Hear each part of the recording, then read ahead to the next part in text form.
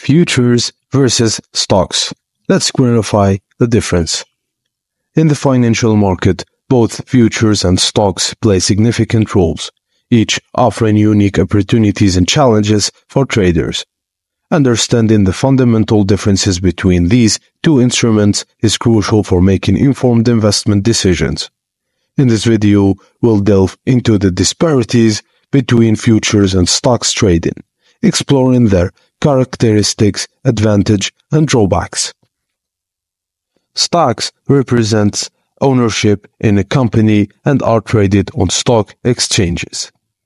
So stockholders typically have rights such as attending shareholders' meeting, receiving dividends, and claiming a portion of assets during liquidation. So the attraction of the stocks is dividends offer a steady income stream, enhancing overall profitability and for shareholders.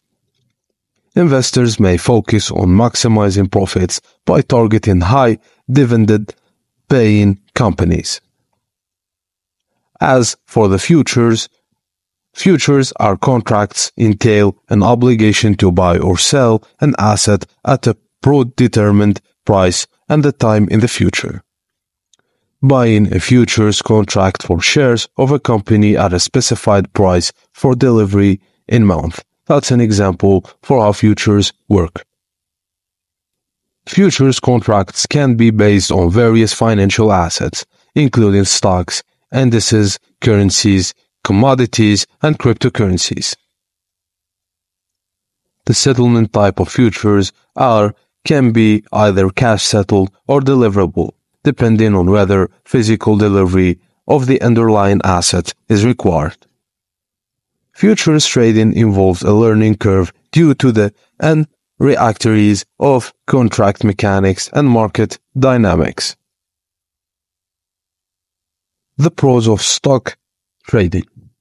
Simplicity. Stock transactions are straightforward. Timelessness. Stocks are perpetual securities, allowing investors to hold positions until desired price levels are reached. But the cons of the stock trading are stable prices and trading sessions. Because stock trading sessions might experience breaks, leading to price gaps and the impact trading strategies like stop-loss orders.